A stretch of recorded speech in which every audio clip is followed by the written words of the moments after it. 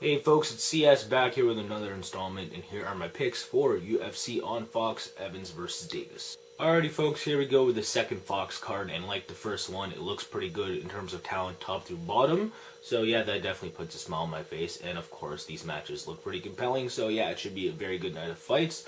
We get to see the preliminary card on Fuel, I believe, so definitely tune into that. I certainly will. As usual, my preliminary card picks will be in the description below, so go check those out. But yeah, that main card, we actually see more than one fight on it this time around. You know, of course, in the first Fox card, they only had the heavyweight title main event on that main card, and to me that was kind of unfortunate because they wasted this very pretty hour-long broadcast on just a one-minute fight. I wouldn't say waste, but still, you know, when the fight is basically 1/60th of the whole production, you know, I just didn't think it was a very good look. So that's just my personal opinion.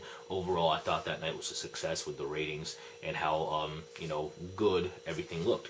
So yeah, hopefully we see something, you know, awesome again, but for much longer in terms of how long these fights last. Of course, it probably will because there's 3 fights on this main card instead of the 1. So yeah, that definitely puts a smile on my face. Of course, we have that Rashad Evans, Phil Davis main event. The winner probably gets a contender match or a title shot. So yeah, there's definitely a lot of prestige going down for that fight. Of course, there's Chael, Sonnen, and Michael Bisping, and the winner for sure gets Anderson Silva, so that's pretty huge as well. But we're going to start things off by taking a look at Chris Weidman versus Demian Maia.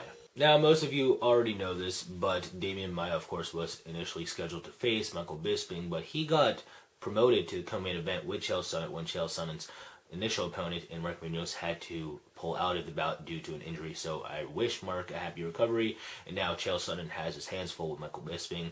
And now Demian Maia has his hands full of it with a very solid replacement in Chris Weidman. Now, Chris Weidman is perhaps the world's best middleweight prospect.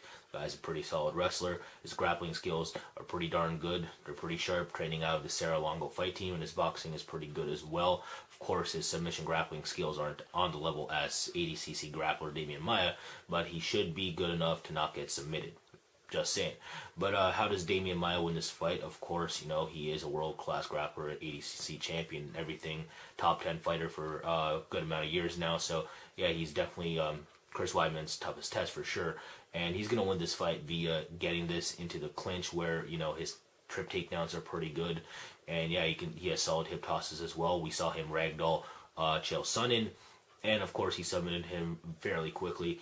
And I've never seen Chael Sonnen ragdolled like that. And it's because Demian Maia is actually pretty good from within that position. Demian Maia looks like shit when he's trying to do a double leg from like 3 feet out. You know what I'm saying? So yeah, Demian Maia has to close the distance fast, get on top of Chris Weidman somehow, and just win via submission. Now, I don't see him trying to utilize his stand-up very much. He did against Mark Munoz, and because Mark Munoz stand-up's relatively raw, you know, he does have a lot of power, Mark Munoz, but, you know, you can't outbox him even if you're Demian Maia, and that's what Demian Maia did. But I still think Chris Weidman's a more talented striker. You know, his striking skills are pretty raw as well, but I think he's going to be a more aggressive on the feet, so I can definitely see him pressure Maia with combinations. I think that's, for the most part, what we're going to see out of these two on the feet, but I still see this primarily hitting the ground, and it's because Chris Weidman's going to win via being a wrestler. You know, his base is Division I wrestling, and he's going to be able to put Demian Maia on his back, not get submitted, use solid top control and ground and pound for the most part. So that's why I see out of the course of 3 rounds. And I think he's going to have the cardio to do it. I know he's coming off 10 days short notice, but the thing is that he doesn't strike me as the guy to come to this fight against a Demian Maia and look whack whatsoever. So I think he's going to be sharp. I think he's going to have a solid game plan. And I think we're going to look at one of the better Chris Weidmans come that night. And I don't think he's going to get submitted doing it. So, yeah, I got Chris Weidman winning at least 29-28 over Demian Maia, unanimous decision. Alrighty, folks, now let's move on to that Chael Sonnen, Michael Bisping co-main event middleweight bout for, of course, an Anderson Silva title shot. So, yeah, let's take a look at what we have here. Of course, you got Chael Sonnen on one side, Michael Bisping on the other, but yeah, one thing I learned about Chael Sonnen bouts as of late is that he puts everyone on their back, and if you do not submit him, then you do not win. You guys see Michael Bisping submitting him? Because I sure as hell don't, you know. So Chael's either going to win by decision, TKO, or submission, most likely decision. I just don't think Michael Bisping, you know, is going to have the takedown defense to be able to, just time a sprawl against a Chael Sonnen. You know what I'm saying? Now, if Chael Sonnen tries to time an explosive takedown against Michael Bisping, then I can see Michael Bisping being able to stuff those. Michael Bisping in the middle of a cage when someone goes for a takedown is usually good at stuffing those. But when Chael Sonnen's too aggressive, just running at you with a double leg, yeah, I just don't think Michael Bisping's going to be able to stuff that. Or what I see most likely happening is Chael Sonnen running into Michael Bisping, putting him up against the cage, and then eventually dropping for a single or a double. And I don't think Michael Bisping's going to be able to defend that. From there, Chael Sonnen is just as aggressive, and he's going to go for some solid ground pound. He's going to try to posture up, look for better position, and not let Michael Bisping up, and he's going to put a hole in his face over the course of 15 minutes, I think. So yeah, I think this is a very tough stylistic matchup for Michael Bisping, and since he's not an 80cc level grappler like a Paulo Filho or Damian Maia, then I don't see him winning. So yeah, that is my pick, Chael Sonnen via unanimous decision. Alright folks, now let's move on to that Rashad Evans, Phil Davis light heavyweight main event bout. Now I already did mention that the winner of this bout will probably get another contender bout or maybe a title shot with Jon Jones. So again guys, there's a lot riding on this one, but let's just get to it. On one side you have Phil Davis, who of course is one of the more accomplished wrestlers in all of MMA. The guy's the NCAA Division I champion.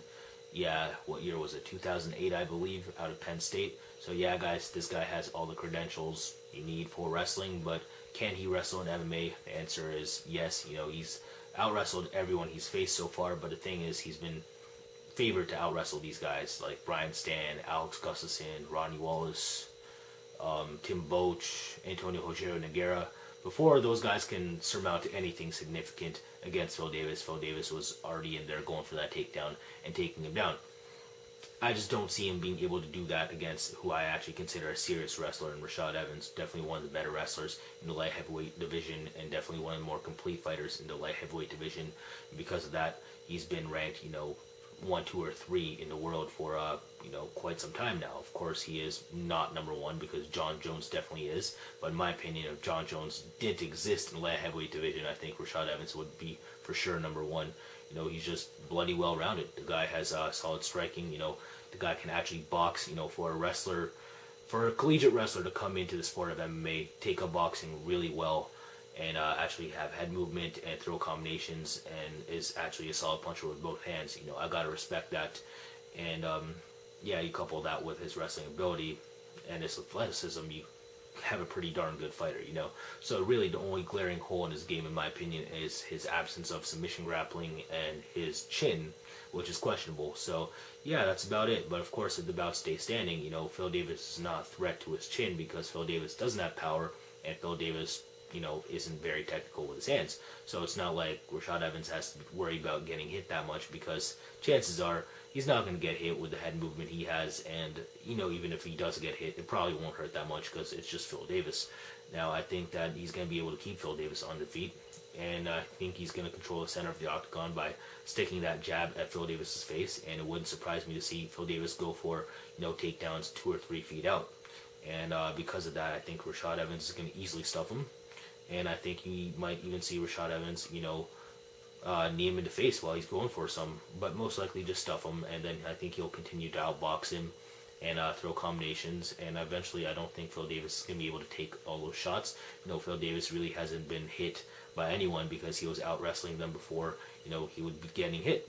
But Rashad Evans can actually defensively wrestle, and because of that, I think Phil Davis is going to get hit, and I think he gets finished via strikes in round 2. So that's my pick, Rashad Evans via round 2 TKO due to strikes. Alrighty folks, well that about does it for me. I hope you guys do enjoy UFC on Fox, Evans versus Davis. I hope to do so. It definitely looks like a very sick card, so definitely do tune into it. It is going to be free, so yeah, can't complain when you get free MMA. Of course, the preliminary card will be on Fuel again, so do check those fights out. I definitely will. Again, my preliminary card picks along with my links will be in the description below. And I guess that about does for me. So I hope to see you soon for the review of this card. And I guess that's it. So deuces for all my supporters, bruises for all my haters. Again, take care and peace.